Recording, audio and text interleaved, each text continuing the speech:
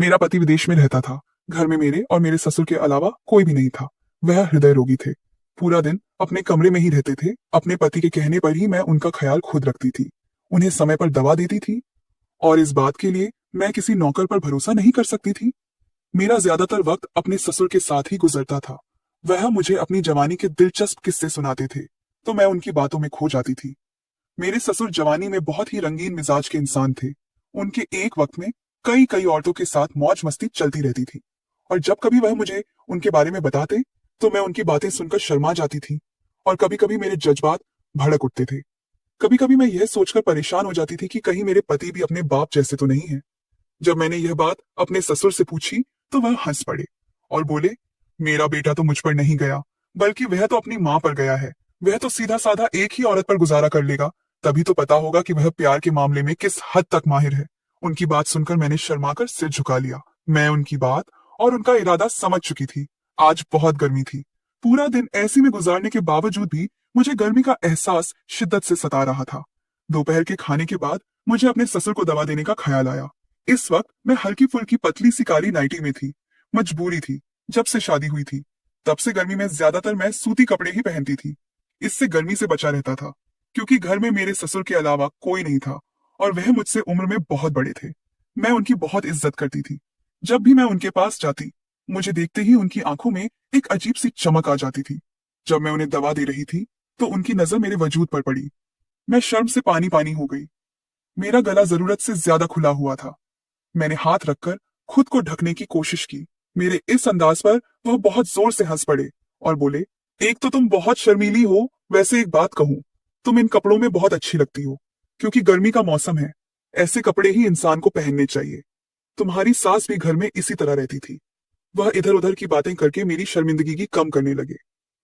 फिर वह मुझे अपनी एक गर्लफ्रेंड का किस्सा सुनाने लगे, जिसके घर वह रात को छुप छुप कर मिलने जाया करते थे। बातों बातों में अनजाने में मेरा हाथ उनके हाथ में चला गया और उनकी नजरें मेरे वजूद पर पड़ गईं। मैं उनकी बातों में इतनी मग्न थी कि तभी मुझे एहसास हुआ कि उनकी पकड़ मेरे हाथ पर मजबूत हो रही थी और दूसरा हाथ मेरे बालों पर रेंग रहा था। उनकी नजरों का प्रकाश मुझ पर था। यह देखकर मैंने नजरें झुका ली। अब मुझसे बर्दाश्त नहीं हो रहा था, तो मैं नींद का बहाना करके अपने कमरे में जाने लगी। अचानक मेरे ससुर बोले, आज मैं तुम्हें अपनी गर्लफ्रेंड का एक और नया किस्सा सुनाता हूँ, चलो यहाँ बैठ जाओ। इतना कहकर उन्होंने मेरा हाथ खींच लिया। जैसे ही उन्होंने किस्सा शुरू किया, मेरे जज्बात फिर से भड़क उठे और मेरे मन में ख्वाहिशें मचलने लगी। फिर उन्होंने मुझे अपने करीब खींच लिया। और फिर मेरा नाम शीतल है। मैं गरीब घर की पढ़ी लिखी मासूम सी लड़की थी। हम चार बहनें थीं। मैं सबसे छोटी थी। मेरी बड़ी बहनों की शादी अच्छे घरानों में हो चुकी थी। उस वक्त मैं कॉलेज की स्टूडेंट थी। कॉलेज में लड़कियों की बातें सुनकर मेरा दिमाग सातवें आसमान पर था। वे कहती थी कि मैं बहुत खूबसूरत हूँ और मेरे लिए कोई शहजादा मुझे ब्याहने आएगा। उनकी बातें सुनकर मैं हवाओं में उड़ने लगी थी। लेकिन मुझे होश तब आया जब कॉलेज के बाद मुझे आगे पढ़ने की इजाजत नहीं मिली। मम्मी कहती थी, हमारे हालात अब इतने अच्छे नहीं कि तुम्हें पढ़ा सके। अगर पढ़ने का शौक है तो घर पर बैठकर तैयारी करो। इस बात पर मैं खामोश रह गई। मुझे पढ़ाई से ज्यादा बाहर घूमना फिरना पसंद था। शायद मम्मी को मेरी इस आदत का पता था, इसलिए उन्होंने इसे गंभीरता से नहीं लिया। शुरू में मैं बहुत नाराज थी कि मेरी पढ़ाई क्यों बंद कर दी गई, लेकिन मम्मी की डांट टपट ने मुझे खामोश कर दिया। अगर मैं कुछ कहती तो मम्मी मेरी पिटाई कर देती। फिर मैंने कॉलेज के बाद पढ़ाई छोड़ दी और घर पर नवेल्स और कहानियां पढ़ने लगी। मैं किसी अमीर शहजादे के ख्यालों में खोई रहती थी। मुझे लगता था कि मेरा रिश्ता किसी बहुत अमीर लड़के से होगा। जो भी रिश्ता आता, अगर वह आम घर का होता तो मैं तुरंत इनकार कर देती। मम्मी मेरी इस आदत से तंग आ चुकी थी। वे कहती थी, अपनी औकात कभी नहीं भूलनी चाहिए। तुम्हारा बाप मजदूर है, लेकिन तुम्हारे नखरे सातवें आसमान पर हैं। मैं उनकी बातों को एक कान से सुनकर दूसरे से निकाल देती थी। इन्हीं दिनों रिश्ते वाली आंटी ने मम्मी को एक रिश्ते की बात बताई। लड़का सऊदी में काम करता था और उसके खानदान में सिर्फ उसका बाप था। रिश्ता मुझे हर तरह से अच्छा लगा, लेकिन मम्मी को यह खटक रहा था कि लड़का विदेश में रहता है। वे बोली, ना जाने वह कब लौटेगा। क्या तुम उसकी गैर मौजूदगी में घर में अकेली रह पाओगी? मम्मी हर पहलू से रिश्ते पर गौर कर रही थी। उनका कहना था कि विदेश में रहने वाले लड़के अक्सर बीवियों को माँ बाप की सेवा के लिए छोड़कर चले जाते हैं और बाहर दूसरी शादी कर लेते हैं। मैंने मम्मी को समझाया, ऐसा कुछ नहीं होता। अब जमाना बदल गया है। मैं उसे अपनी मुट्ठी में कर लूंगी। वह मेरे बिना नहीं रह पाएगा और मुझे जल्द बुला लेगा। मैंने मम्मी से कहा कि वे पहले यह बात मनवा लें कि वह मुझे अपने साथ ले जाएगा। मुझे बाहर घूमने फिरने का बहुत शौक था। मम्मी को यह बात ठीक लगी। जब उन्होंने मेरे होने वाले पति से यह बात कही तो उसने हामी भर दी कि वह मुझे जल्द अपने साथ ले जाएगा। वैसे उसके बिना उसका बाप अकेला हो जाता था। उन्हें नौकर संभालते थे और मेरे जाने के बाद भी नौकर ही संभाल लेते। यह सोचकर मैं संतुष्ट थी, लेकिन मम्मी के मन में फिर भी विचार थे कि ना जाने गैर लोगों में बेटी को ब्याह रहे हैं, वे कैसे निकलेंगे। मैंने उनके विचारों को चुटकियों में उड़ा दिया। मुझे बस पैसा नजर आ रहा था। मेरा पति बहुत अच्छा था, वह मुझसे बहुत मोहब्बत से पेश आता था। जब मम्मी ने मुझे खुश देखा तो उनकी सारी चिंताएं दूर हो गई। ससुराल में मुझे हर तरह की आजादी मिली। मुझे हर तरह का फैशन करने की इजाजत थी। मेरे पति ने मुझे कभी रोका टोका नहीं। वे कहते थे, तुम्हारा जो दिल करे वही करो, जो पहनने का मन हो वह पहनो, मैं तुम्हें कभी नहीं रोकूंगा। शादी के 1 महीने बाद उसने कहा, मैं वापस जा रहा हूं, तुम्हें जल्द अपने पास बुला लूंगा। रुध होकर मैंने उसे रुखसत किया, लेकिन सालों का समय गुजर गया, वह अभी तक नहीं लौटा। जब भी मैं कहती कि मुझे अपने पास बुला लो, वह कहता कि वह तैयारी कर रहा है और जल्द बुला लेगा। मैं सोचती थी कि यह कौन सी तैयारी है जो 1 साल बाद भी पूरी नहीं हुई। जब मैं अपने ससुर से अपने शौहर की शिकायत करती कि वह मुझे भूल गया, उसे मुझसे मोहब्बत नहीं तो मेरे ससुर जोर से हंसकर कहते, फिक्र मत करो, वह तुम्हारा पति है, उसने तुमसे शादी की है, तुम्हें जरूर बुलाएगा। वैसे भी मैं यहाँ हूं ना, तुम्हारा ख्याल रखने के लिए। पहले मैं उनकी बातों पर मुस्कुरा देती थी, लेकिन अब वह मुझे अजीब नजरों से देखने लगे थे। उनकी नजरों का इशारा देखकर मैं सहम जाती थी। फिर शर्मिंदगी में अपने दुपट्टे को संभालने लगती थी। उनकी बातें कभी कभी इतनी अजीब होती थी कि मुझे समझ नहीं आती थी। कभी कभी वह बहाने से मुझे पकड़कर अपने साथ लगा लेते थे और दिलासा देते, सब ठीक हो जाएगा, मैं तुम्हारे पति से बात करूंगा, वह तुम्हें ले जाएगा। यह कहते हुए उनके हाथ कभी मेरे बालों को, कभी मेरी कमर को सहलाने लगते। मैं कभी कभी इस पल को महसूस नहीं करती थी और कभी कभी मुझ पर अजीब सी मद्दोशी छाने लगती थी। वह मेरे साथ घंटों बातें करते थे। क्योंकि मैं घर में अकेली थी, मेरा ज्यादातर वक्त उनके साथ ही गुजरता था। धीरे धीरे मैं अपने ससुर के करीब होने लगी थी उनकी। मैं बहुत इज्जत करती थी, लेकिन ना जाने कब हमारे रिश्ते की नीयत बदलने लगी।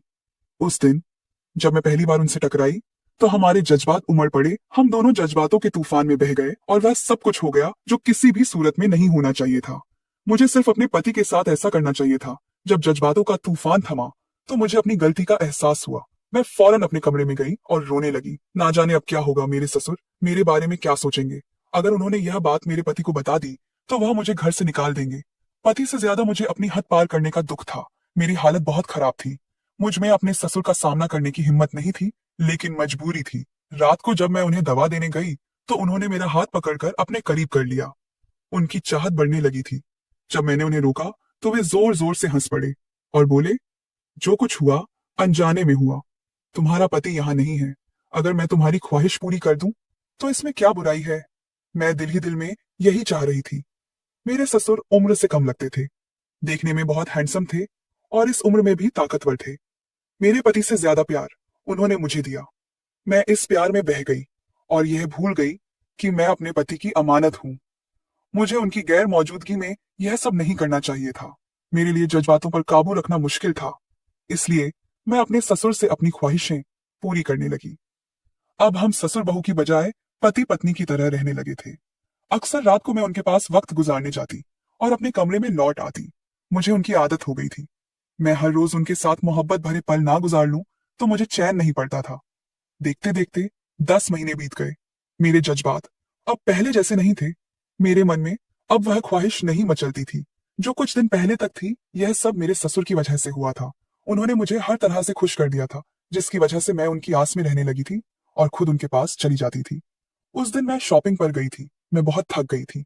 शाम को जब मैं वापस आई तो अपने कमरे में सो गई। मेरे ससुर ने नौकरों के जरिए पैगाम भेजा कि मैं उनके कमरे में जाऊं, उन्हें मुझसे जरूरी बात करनी है। उनका पैगाम सुनकर मेरे होठों पर मुस्कान फैल गई। मैं जानती थी कि वे मुझसे क्या बात करना चाहते हैं, फिर भी मैं खामोशी से लेटी रही।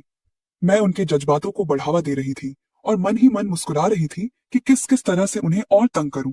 यह सब सोचते सचते मैं सो गई। रात को देर से मेरी आंख खुली। मुझे भूख लगने लगी थी। भूख के साथ साथ जज्बातों में भी हलचल थी। खाना खाने के बाद मैंने सोचा कि इस वक्त मेरे ससुर सो रहे होंगे। उन्हें तंग करना ठीक नहीं, लेकिन मेरे जज्बात मुझे बेकाबू कर रहे थे। उनके बिना रहना मेरे लिए मुश्किल था। मैंने जज्बातों को काबू करने की बहुत कोशिश की, लेकिन फिर भी मैं उनके कमरे की ओर चली गई। मुझे हमेशा यह ख्याल सताता था कि अगर मेरे पति को पता चल गया तो क्या होगा। कहीं वह मुझे तलाक ना दे दे, कहीं वह मुझे छोड़ ना दे। इस सोच के साथ मैं पत्थर की मूरत बन जाती थी। जब मैं जज्बातों से भड़क कर उनके कमरे में पहुंची तो दरवाजे पर रुक गई। मेरे ससुर फोन पर मेरे बारे में बात कर रहे थे। कॉल स्पीकर पर थी। वे थोड़ा ऊंचा सुनते थे, इसलिए स्पीकर पर अपने बेटे से बात करते थे। जब मैं दरवाजे पर पहुंची तो मुझे अंदाजा हो गया कि वे मेरे पति से बात कर रहे थे। जब उन्होंने मेरा नाम लिया तो मैं सहम कर खड़ी हो गई। मैं सुनना चाहती थी कि वे मेरे बारे में क्या बात करते हैं। उन्होंने मुझसे वादा किया था कि वे मेरे पति से कहेंगे कि वह मुझे ले जाए, लेकिन जो बात उन्होंने कही उसे सुनकर मेरे पैरों तले जमीन खिसक गई। वे मेरे पति से बोले, यहाँ मैं तुम्हारे हिस्से का फर्ज अदा करते करते थक गया हूँ। तुम्हारी बीवी तो बहुत दिलचस्प मिजाज की है, इसका प्यार से दिल ही नहीं भरता। मैं इसे खुश करते करते थक जाता हूँ, लेकिन यह पूरी तरह संतुष्ट नहीं होती। इसकी ख्वाहिश कम होने का नाम ही नहीं लेती। सच बताऊं, मुझे हमेशा ऐसी औरत पसंद थी, लेकिन अब जब मेरी पसंद की औरत मिली है, अब मुझ में दम नहीं रहा। मेरे पति ने जोरदार हंसी के साथ कहा, मैंने यह शादी आपके लिए की थी, वरना मुझे क्या जरूरत थी। मैं तो अपनी रागिनी के साथ बहुत खुश हूँ। आपकी तन्हाई मुझे सताती थी। कोई गरीब लड़की भी आपकी उम्र की वजह से आपके साथ रिश्ता जोड़ने को राजी नहीं होती, इसलिए मुझे यह शादी का नाटक करना पड़ा। मैं जानता था कि आपको औरतों को फंसाने में महारत है। आप इस बेवकूफ लड़की को भी फंसा लेंगे। इसे पैसों की चमक दिखाकर कुछ भी करवाया जा सकता है। मेरा अंदाजा सही निकला। शादी तो मैंने की, लेकिन बीवी होने के मजे आप ले रहे हैं, और यह आपकी खिदमत भी कर रही है। यह सुनकर मेरे पैरों तले जमीन खिसक गई। मैं दोनों हाथों से सिर थामकर बैठ गई। ना जाने कितनी देर तक मैं जमीन पर बैठी रही। बड़ी मुश्किल से मैं उठी, कमरे में आई तो बिस्तर पर ठहर गई। मैं यह सोचकर पागल हो रही थी कि मेरे पति और ससुर ने मुझे इतना बड़ा धोखा दिया। मेरा पति पहले से शादीशुदा था और उसने केवल अपने बाप की तन्हाई दूर करने के लिए मुझसे शादी की थी। मुझे खुद से घिन होने लगी। मैं जज्बातों में इतनी अंधी हो गई थी कि इनके हाथों खिलौना बन गई। इन बाप बेटों ने मुझे जी भरकर इस्तेमाल किया और मैं केवल पैसे की वजह से इस्तेमाल होती रही। मुझे खुद पर बहुत गुस्सा था। मैंने फैसला किया कि अब यहां नहीं रहूंगी। अगले दिन मैं बिना अपने ससुर से बात किए अपनी माँ के घर चली गई। मैं उनकी शक्ल भी नहीं देखना चाहती थी। मुझे उनसे इतनी नफरत हो रही थी कि उनका ख्याल आते ही मुझे अपनी गलतियों का एहसास होने लगता था। माँ को मेरा फैसला सुनाया तो उन्होंने मना किया। बोली, तुम नहीं जानती दुनिया कितनी बातें बनाएगी। लोग 100 सवाल पूछेंगे तो मैं क्या जवाब दूंगी। तुम्हारे तलाक का मैं माँ से नजरें चुराने लगी। मैं किसी सूरत में यह नहीं बता सकती थी कि मैंने क्या गुनाह किया। मजबूरन मैंने माँ से कहा, मेरे ससुर मुझ पर बुरी नजर रखते हैं, मैं वहां नहीं रह सकती। मैं यह नहीं बता सकती थी कि मेरे ससुर के साथ मेरे ताल्लुकात थे। अगर मैं यह बताती तो माँ मुझे मारकर घर से निकाल देती। यह सुनकर माँ चुप रह गई। जब उन्होंने पापा से यह बात कही तो पापा ने कहा कि मेरा फैसला सही है। मैंने अपने पति को तलाक का नोटिस भेजा। उसने मुझे मनाने की कोशिश की और तलाक का सबब पूछा। जब मैंने रोते हुए सारी बात बताई तो वह खामोश हो गया और बोला, मैं तुमसे माफी मांगता हूँ। मुझे तुम्हारे जज्बातों से नहीं खेलना चाहिए था। मैं मजबूर था। मेरे पिता की तन्हाई मुझे सताती थी। मुझे बीवी की जरूरत नहीं थी। मैं अपनी पहली पत्नी से 5 साल पहले शादी कर चुका हूँ। मेरे 2 बच्चे हैं और मैं उनके साथ बहुत खुश हूँ। मुझे अपने पापा की वजह से यह करना पड़ा। वह अपनी मजबूरियों की दास्तां सुना रहा था और मेरी आंखों से आंसू बह रहे थे। बेपनाह दौलत की हवस में मैंने खुद को बर्बाद कर लिया था। तलाक के बाद मुझे खुद को संभालने में बहुत वक्त लगा। धीरे धीरे मैं जिंदगी में बेजार हो गई, लेकिन यह जख्म शायद हमेशा मेरे साथ रहेगा। अब मेरी शादी के लिए मैं दौलतमंद के बजाय एक अच्छा इंसान चाहती थी, क्योंकि जो गलती मैं एक बार कर चुकी थी उसने मुझे उम्र भर का सबक सिखा दिया। मुझे अपने पति पर हैरत हो रही थी कि वह शादीशुदा होते हुए भी दूसरी शादी कर रहा था और अपनी बीवी को अपने बाप के सामने पेश कर रहा था। मैं यह नहीं कहती कि मैं कोई नेक औरत हूँ, लेकिन इतना जानती हूँ कि अगर मेरा पति मेरे साथ होता तो मैं कभी अपने ससुर की ओर ध्यान ना देती। 1 साल तक नई दुल्हन को अकेला छोड़कर मेरा पति परदेश में था। आखिर मेरे भी जज्बात थे। एक शादीशुदा औरत होकर मैं खुद पर काबू नहीं कर पाई और जज्बातों की लहर में बह गई। मैं हर वक्त अपने भगवान से माफी मांगती हूँ। मुझे पता है कि मुझसे बहुत बड़ा गुनाह हुआ। इसे नाजायज रिश्ता कहते हैं और नाजायज संबंध बनाना बड़ा गुनाह है। किसी की पत्नी होते हुए किसी और के साथ संबंध बनाना कितना बड़ा गुनाह है। लेकिन सवाल यह है कि जिसके साथ मेरी शादी हुई, जब उसने शादी ही इस नियत से की थी कि वह मुझे अपने लिए नहीं अपने बाप के लिए ला रहा है, तो इसमें मेरी गलती थी मेरे पति की या मेरे ससुर की। जब एक इंसान अकेले घर में एक मर्द के साथ रहता है तो कभी ना कभी ऐसी गलतियां, ऐसे गुनाह हो ही जाते हैं, जिसकी वजह से उम्र भर का कलंक लग जाता है। तो दोस्तों, आपकी क्या राय है इस कहानी पर हमें कमेंट करके जरूर बताएं। वीडियो अच्छी लगे तो लाइक करें, शेयर करें और सब्सक्राइब करें। मेरा पति विदेश में रहता था। घर में मेरे और मेरे ससुर के अलावा कोई भी नहीं था। वह हृदय रोगी थे। पूरा दिन अपने कमरे में ही रहते थे। अपने पति के कहने पर ही मैं उनका ख्याल खुद रखती थी, उन्हें समय पर दवा देती थी, और इस बात के लिए मैं किसी नौकर पर भरोसा नहीं कर सकती थी। मेरा ज्यादातर वक्त अपने ससुर के साथ ही गुजरता था। वह मुझे अपनी जवानी के दिलचस्प किस्से सुनाते थे, तो मैं उनकी बातों में खो जाती थी। मेरे ससुर जवानी में बहुत ही रंगीन मिजाज के इंसान थे। उनके एक वक्त में कई कई औरतों के साथ मौज मस्ती चलती रहती थी, और जब कभी वह मुझे उनके बारे में बताते तो मैं उनकी बातें सुनकर शर्मा जाती थी, और कभी कभी मेरे जज्बात भड़क उठते थे। कभी कभी मैं यह सोचकर परेशान हो जाती थी कि कहीं मेरे पति भी अपने बाप जैसे तो नहीं है। जब मैंने यह बात अपने ससुर से पूछी तो वह हंस पड़े और बोले, मेरा बेटा तो मुझ पर नहीं गया, बल्कि वह तो अपनी मां पर गया है। वह तो सीधा साधा एक ही औरत पर गुजारा कर लेगा, तभी तो पता होगा कि वह प्यार के मामले में किस हद तक माहिर है। उनकी बात सुनकर मैंने शर्माकर सिर झुका लिया। मैं उनकी बात और उनका इरादा समझ चुकी थी। आज बहुत गर्मी थी। पूरा दिन ऐसी में गुजारने के बावजूद भी मुझे गर्मी का एहसास शिद्दत से सता रहा था। दोपहर के खाने के बाद मुझे अपने ससुर को दवा देने का ख्याल आया। इस वक्त मैं हल्की फुल्की पतली सी काली नाइटी में थी। मजबूरी थी, जब से शादी हुई थी तब से गर्मी में ज्यादातर मैं सूती कपड़े ही पहनती थी। इससे गर्मी से बचा रहता था, क्योंकि घर में मेरे ससुर के अलावा कोई नहीं था, और वह मुझसे उम्र में बहुत बड़े थे।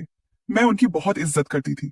जब भी मैं उनके पास जाती, मुझे देखते ही उनकी आंखों में एक अजीब सी चमक आ जाती थी।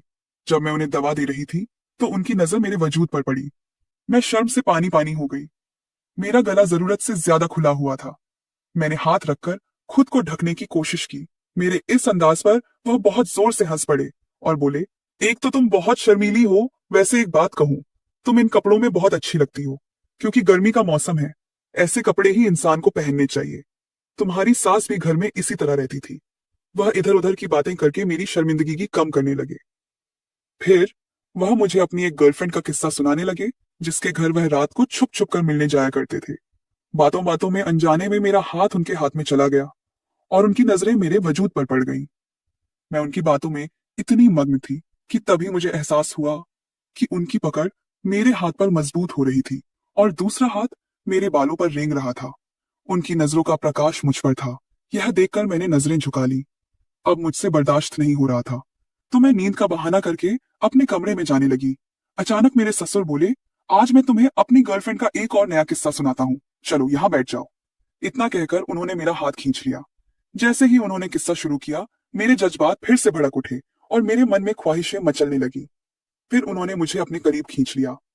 और फिर मेरा नाम शीतल है। मैं गरीब घर की पढ़ी लिखी मासूम सी लड़की थी। हम 4 बहनें थीं, मैं सबसे छोटी थी। मेरी बड़ी बहनों की शादी अच्छे घरानों में हो चुकी थी। उस वक्त मैं कॉलेज की स्टूडेंट थी। कॉलेज में लड़कियों की बातें सुनकर मेरा दिमाग 7वें आसमान पर था। वे कहती थी कि मैं बहुत खूबसूरत हूँ और मेरे लिए कोई शहजादा मुझे ब्याहने आएगा। उनकी बातें सुनकर मैं हवाओं में उड़ने लगी थी। लेकिन मुझे होश तब आया जब कॉलेज के बाद मुझे आगे पढ़ने की इजाजत नहीं मिली। मम्मी कहती थी, हमारे हालात अब इतने अच्छे नहीं कि तुम्हें पढ़ा सके। अगर पढ़ने का शौक है तो घर पर बैठकर तैयारी करो। इस बात पर मैं खामोश रह गई। मुझे पढ़ाई से ज्यादा बाहर घूमना फिरना पसंद था। शायद मम्मी को मेरी इस आदत का पता था, इसलिए उन्होंने इसे गंभीरता से नहीं लिया। शुरू में मैं बहुत नाराज थी कि मेरी पढ़ाई क्यों बंद कर दी गई, लेकिन मम्मी की डांट टपट ने मुझे खामोश कर दिया। अगर मैं कुछ कहती तो मम्मी मेरी पिटाई कर देती। फिर मैंने कॉलेज के बाद पढ़ाई छोड़ दी और घर पर नॉवेल्स और कहानियां पढ़ने लगी। मैं किसी अमीर शहजादे के ख्यालों में खोई रहती थी। मुझे लगता था कि मेरा रिश्ता किसी बहुत अमीर लड़के से होगा। जो भी रिश्ता आता, अगर वह आम घर का होता तो मैं तुरंत इनकार कर देती। मम्मी मेरी इस आदत से तंग आ चुकी थी। वे कहती थी, अपनी औकात कभी नहीं भूलनी चाहिए। तुम्हारा बाप मजदूर है, लेकिन तुम्हारे नखरे 7वें आसमान पर हैं। मैं उनकी बातों को एक कान से सुनकर दूसरे से निकाल देती थी। इन्हीं दिनों रिश्ते वाली आंटी ने मम्मी को एक रिश्ते की बात बताई। लड़का सऊदी में काम करता था और उसके खानदान में सिर्फ उसका बाप था। रिश्ता मुझे हर तरह से अच्छा लगा, लेकिन मम्मी को यह खटक रहा था कि लड़का विदेश में रहता है। वे बोली, ना जाने वह कब लौटेगा। क्या तुम उसकी गैर मौजूदगी में घर में अकेली रह पाओगी? मम्मी हर पहलू से रिश्ते पर गौर कर रही थी। उनका कहना था कि विदेश में रहने वाले लड़के अक्सर बीवियों को माँ बाप की सेवा के लिए छोड़कर चले जाते हैं और बाहर दूसरी शादी कर लेते हैं। मैंने मम्मी को समझाया, ऐसा कुछ नहीं होता। अब जमाना बदल गया है। मैं उसे अपनी मुट्ठी में कर लूंगी। वह मेरे बिना नहीं रह पाएगा और मुझे जल्द बुला लेगा। मैंने मम्मी से कहा कि वे पहले यह बात मनवा लें कि वह मुझे अपने साथ ले जाएगा। मुझे बाहर घूमने फिरने का बहुत शौक था। मम्मी को यह बात ठीक लगी। जब उन्होंने मेरे होने वाले पति से यह बात कही तो उसने हामी भर दी कि वह मुझे जल्द अपने साथ ले जाएगा। वैसे उसके बिना उसका बाप अकेला हो जाता था उन्हें नौकर संभालते थे और मेरे जाने के बाद भी नौकर ही संभाल लेते। यह सोचकर मैं संतुष्ट थी। लेकिन मम्मी के मन में फिर भी विचार थे कि ना जाने गैर लोगों में बेटी को ब्याह रहे हैं, वे कैसे निकलेंगे।